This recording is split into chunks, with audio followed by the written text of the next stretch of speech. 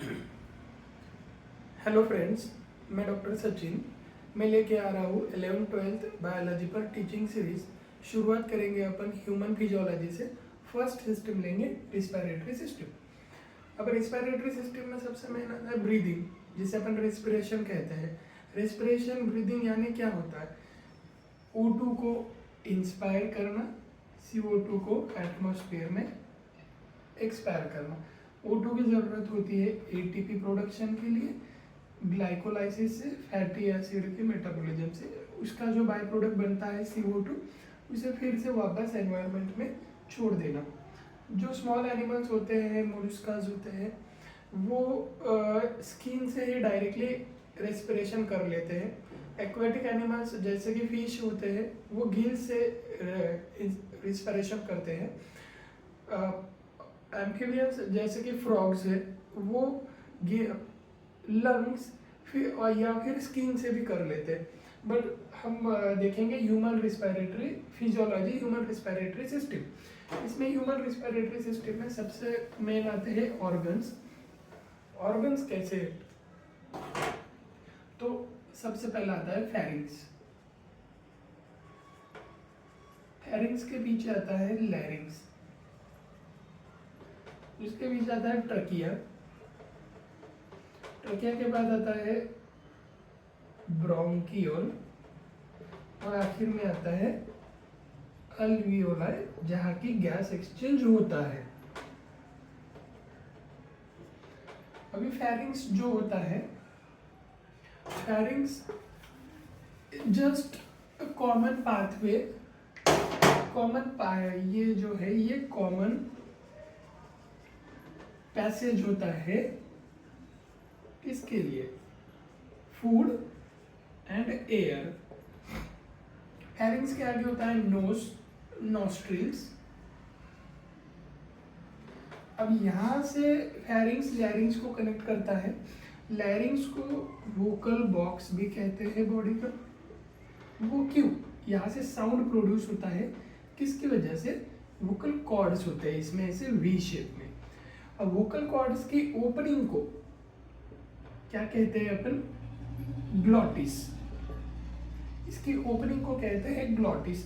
और जो cartilaginous structure होता है, जो फूड पार्टिकल को एक्सीडेंटली लैरिंग्स में, वोकल ग्लॉटिस में जाने से बचाता है, उसे कहते हैं अपन epiglottis. So epiglottis is a part of larynx, जिसका काम होता है वोकल कॉर्ड्स को, ग्लॉटिस ओपनिंग को ढक के रखना, सो दैट वो ऐसे पीछे चल जाता है जब अपन स्वॉलोइंग डिग्लूटेशन करते हैं तभी। सो अभी फिर लैरिंग्स खुलता है नीचे ट्रकिया में। ट्रकिया इज कार्टिलेजिनस स्ट्रक्चर होता है जो एयर कंडक्ट करता है, और जो at the level of T5 vertebra, ऐसे ट्रकिया बनेगा लैरिंग्स के नीचे। फिर ये राइट ब्रोंकोस, ये लेफ्ट वाला, ये जो लेवल होती है वो ये होता है T5 वर्टेब्रा। ऐसे कार्टिलेजिनस स्ट्रक्चर होते हैं ये ब्रोंक्यूल्स भी। इसका पर्पस ये होता है ना कि ये एयर कंडक्टिंग सिस्टम है, ये कोलैप्स ना हो जाए, इसके लिए इसको स्टीफनेस थोड़ा सा मेंटेन करने के लिए कार्टिलेज होता है। और ये यहाँ जो बाइफर्केशन होता है वो T5 लेवल पे होता है। अब राइट ब्रोंकस जो होता है ना, वो थोड़ा सीधा होता है डिवीजन में, लेफ्ट थोड़ा सा टेढ़ा होता है। तो बाई चांस कभी कभी अगर कोई फॉरेन बॉडी इसमें आ जाती है, तो वो सीधा अगर यहाँ तक आ भी गई तो राइट में फंसने के चांसेस ज़्यादा रहते हैं एज कम्पेयर टू लेफ्ट, क्योंकि राइट सीधा होता है। अभी इस ब्रोंक्यूल का बाद में डिवीजन होते जाता है, जैसे ये होता है प्राइमरी, सेकेंडरी, और फिर आखिर में टर्शियरी ब्रोंक्यूल। ऐसे छोटे छोटे पार्ट बन जाते हैं। सबसे आखिर में एयर एक्सचेंज के लिए जो बनता है वो होता है अल्वियोला, जहाँ एक्सचेंज मेम्ब्रेन होता है। ये बन गए अल्वियोला। टिल यहाँ तक फ्रॉम कैरिंग्स जो रहता है वो सिर्फ कंडक्टिंग सिस्टम होती है एयर की। यहाँ कोई गैस, नो गैस एक्सचेंज, यहाँ गैस एक्सचेंज नहीं होता है। गैस एक्सचेंज सिर्फ होगा यहाँ अल्वियोलाई में। याद रखना इसे। अब यहाँ फिर फेरिंग से लेके ये टर्शियरी ब्रोंकियल तक का काम क्या होता है? एयर कंडक्ट करना, उस एयर को ह्यूमिडिफाई करना, उस एयर को बॉडी के टेम्परेचर पर लेके आना, और फाइन फॉरेन बॉडीज जो होते हैं वो सिलिया, यहाँ जो सिलियरी होते हैं या इसमें वो चिपक जाते हैं, तो फिर वो आगे सिलियरी मोशन से वो क्लियर करते रहते हैं। तो ये ट्रकिया का काम हो गया, अल्वियोलाई का काम हो गया। अभी अपना जो लंग होता है एक्सचेंज के लिए, लंग एक थोड़ा सा केज में होता है। सपोज ये लंग,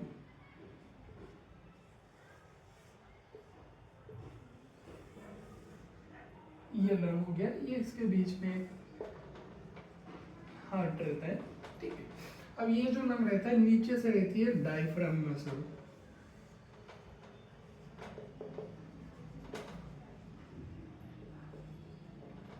डायफ्राम मसल नीचे से होती है। जो ये जो सामने वाला पार्ट रहता है अपना, ये रहता है स्टर्नम, स्टर्नम रहता है। अब साइड से जो रहती है वो रहती है रिब्स, और पीछे से रहता है वर्टेब्रल कॉलम।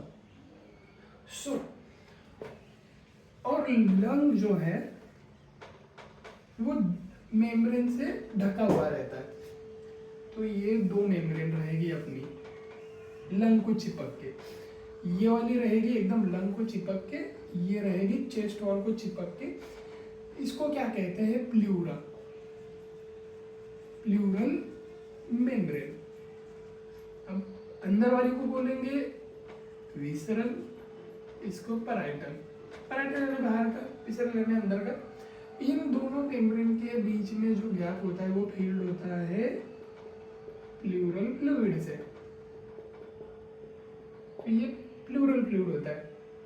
इसका काम क्या होता है ना, फ्रिक्शन को अवॉइड करना। दोनों मेम्ब्रेन एक दूसरे के ऊपर चिपक के अगर रहेगी, इंस्पिरेशन में फिर एक्सपांड होना है, फिर एक्सप्रेशन में कंप्रेस होना है, इस बीच में इसका फ्रिक्शन हो, इसके लिए इस बीच में फ्लूइड होता है प्लूरल फ्लूइड।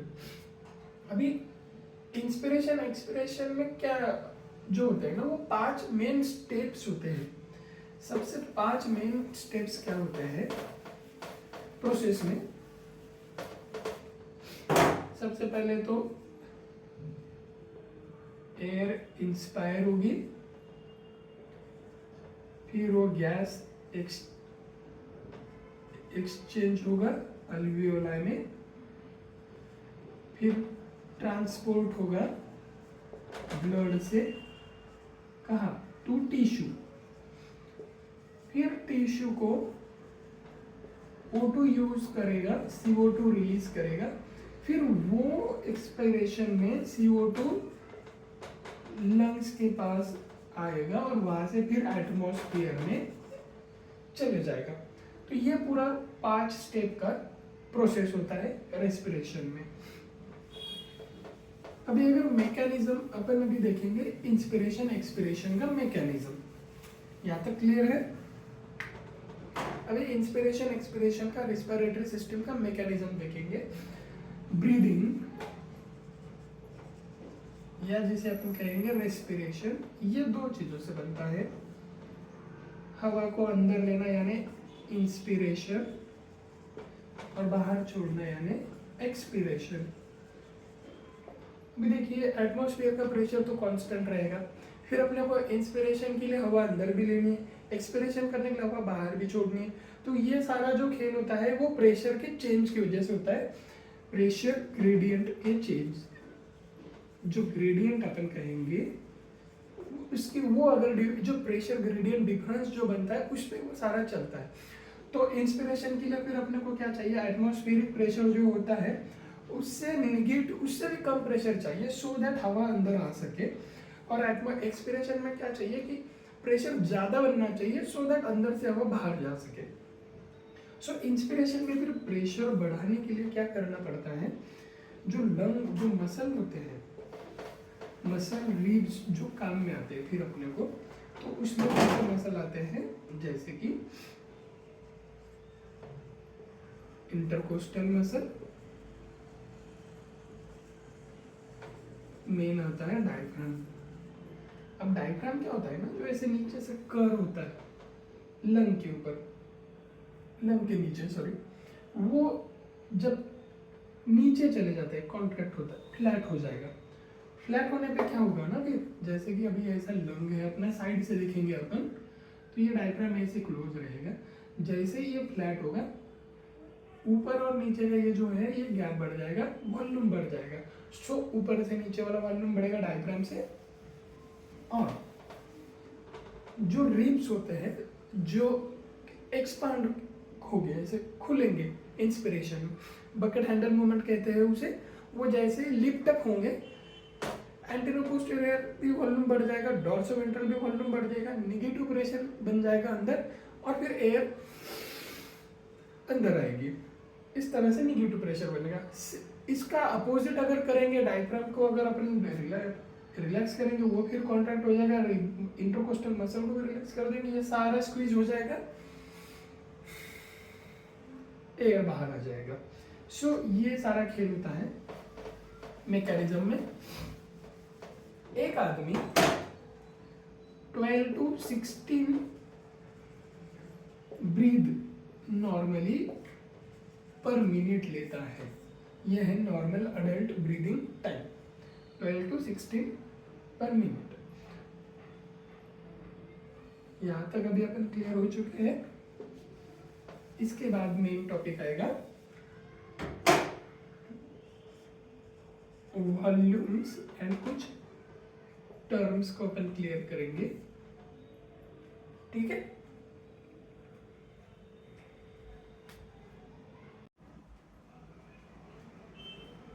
सो अभी थोड़े क्रिटिकल पार्ट पर बढ़ते हैं अपन, जो एमसीक्यू वाइज भी बहुत इंपॉर्टेंट है, कुछ भी कंफ्यूज होना नहीं, इजी है।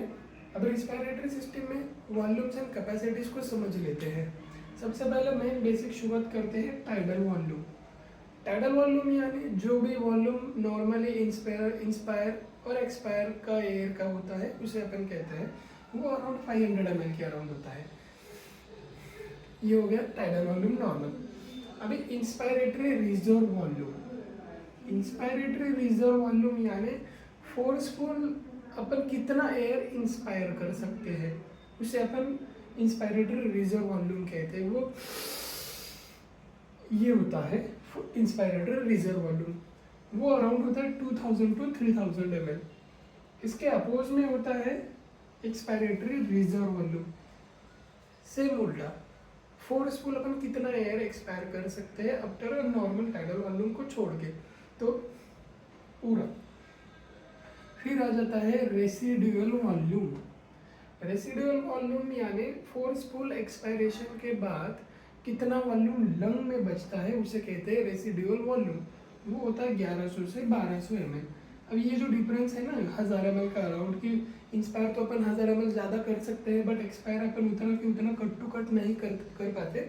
उसके पीछे ये होता है रेसिडुअल वॉल्यूम रहता है 1000 ml का।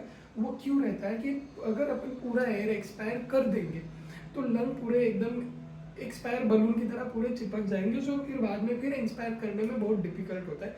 सो नेचुरल मैकेनिज्म होता है कि लंग आफ्टर एक्सपायरेशन भी कम, आफ्टर एक्सपायरेशन कुछ ना कुछ वॉल्यूम लंग में होना चाहिए जो लंग को इंफ्लेटेड रखे। तो इसकी वजह से वो रेसिडुअल वॉल्यूम रहता है जो मेंटेन करता है। फिर इंस्पायरेटरी कैपेसिटी यानी क्या? इंस्पायरेटरी कैपेसिटी यानी normal tidal volume plus forceful inspiration, जितनी हवा अपन ले सकते हैं उस पैरामीटर को अपन कहते हैं इंस्पायरेटरी कैपेसिटी, यानी कि tidal volume plus inspiratory reserve volume. इसके अपोजिट जो होता है वो एक्सपायरेटरी कैपेसिटी होता है।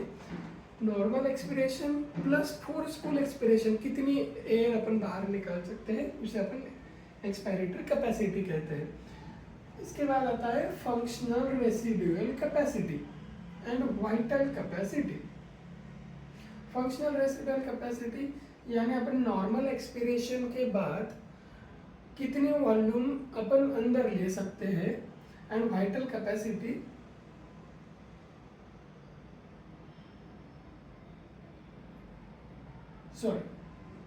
फंक्शनल रेसिडुअल कैपेसिटी यानी नॉर्मल एक्सपिरेशन के बाद जितना वॉल्यूम लंग में बचता है उसे अपन फंक्शनल रेसिडुअल कैपेसिटी बोलते हैं। इसमें और इसमें एक्सपायरेटरी कैपेसिटी में डिफरेंस ये होता है, यहाँ पर फोर्सफुल एक्सपिरेशन भी आ गया, बट यहाँ सिर्फ नॉर्मल एक्सपिरेशन है, इसमें फंक्शनल रेसिडुअल कैपेसिटी में। वाइटल कैपेसिटी में क्या है कि फोर्सफुल एक्सपिरेशन के बाद अपन कितनी हवा अंदर ले सकते हैं, फोर्सफुल एक्सपिरेशन के बाद अपन कितनी हवा अंदर ले सकते हैं उसे अपन वाइटल कैपेसिटी कहते हैं। एंड टोटल लंग कैपेसिटी यानी जितनी भी हवा अपन अंदर ले सकते हैं उसको टोटल लंग कैपेसिटी कहते हैं।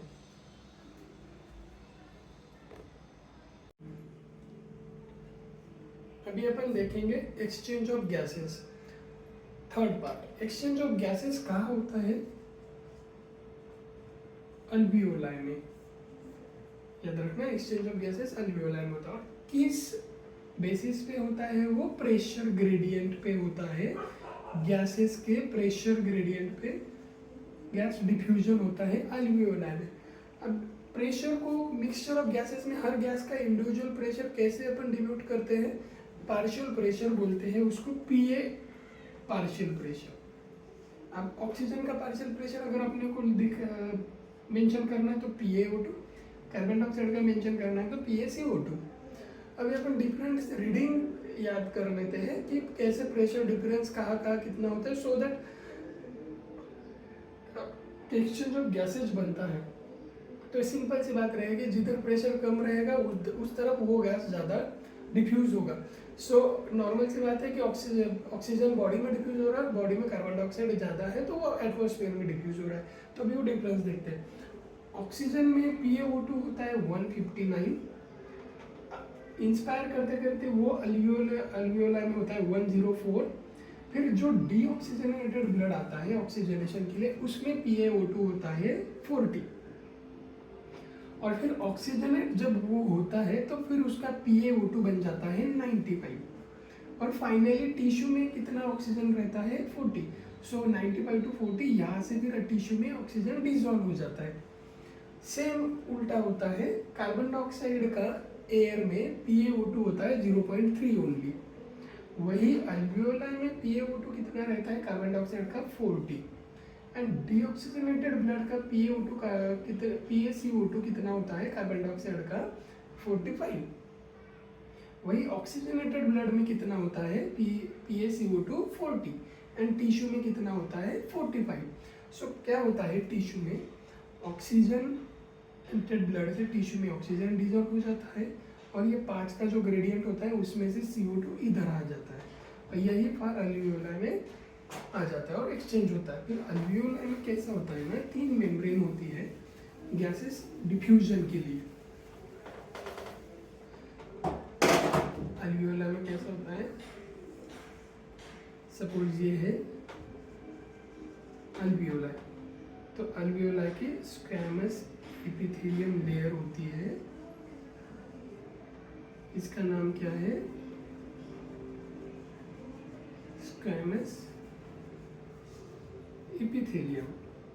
फिर इसके बीच में एक जिलेटिनस लाइक सब्सटेंस होता है जो पकड़े रखता है, ये होता है बेसमेंट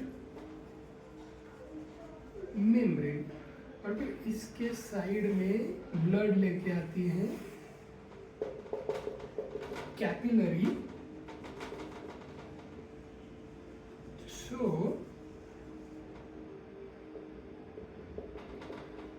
उसकी लेयर होती है एंडोथेलियम। तो यहां से ऑक्सीजन इस तरफ जाएगा और ये आरबीसी से CO2 इस तरफ आएगा और ये आरबीसी में ऑक्सीजन इस तरफ डिफ्यूज हो जाएगा। ठीक है।